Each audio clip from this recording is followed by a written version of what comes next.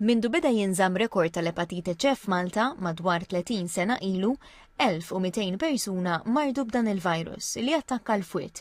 Illum il-maġġoranza tagħhom fiequ kompletament. Fil-fatt, grazzi għal programm nazzjonali li beda fl-2018, illum fadal biss madwar 200 persuna li għadhom ma fiqux.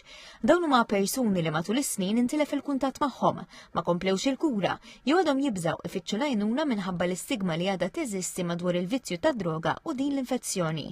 Għad TVM News, tabib ta' setqa fiċ-ċentru ta' Detox, Dr. Moses Camilleri, spjega kif il-virus tal-epatite C ġie skopert fl-1989 u fi ftit aktar minn 3 deċenji ix-xjenza rnexxielha tiżviluppa kura li tista' tfejqu kompletament. Kura llum hija waħda sempliċi ħafna, tieħu mediċina pinnola kuljum għal 12 ġimgħa, qed joffriha d-Dipartiment tas-Saħħa b'xejn, allura wieħed jista' jfejja din il-kondizzjoni li tista' tħalli konsegwenzi serji jekk wieħed ma jikkoraħħix. L-akbar riskju huwa fost persuni li jieħdu droga bil-labar u jaqsmu l-labar ma' nies infettati, għaliex dan huwa fost l-aktar modi komuni kif il-virus jinxteret.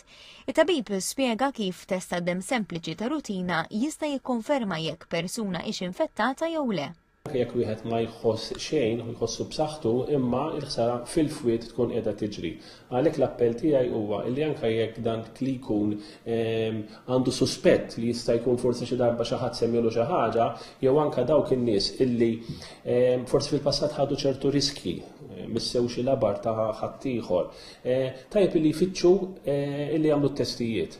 U fil-waqt li l-epatite C illum tista' titfejja hemm sfida oħra li aktar ma jgħaddi żmien aktar qed tulli rasa, il-ħsara kkawżata lil fwied mill-alkoħol. M'iniex qed ngħid ma tistax tixrob, imma kun naf illi meta qed tixrob bħas-sigaretti, ħadd ma jgħidlek li s-sigaretti jagħmellek xi forma ta' ġid.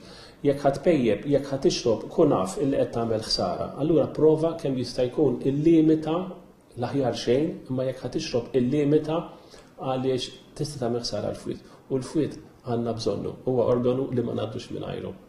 Lejlet il-jum dinji li qajjem għarfien dwar l-epatite C, it-tobba qed ifakru li ħafna mill-mart tal-fwied jista' jiġi evitat. Stil ta' ħajja b'saħħtu, dieta mediterranja bilanċjata, konsum moderat tal-alkoħol u testijiet tad-demm ta' rutina jistgħu jagħmlu differenza kbira.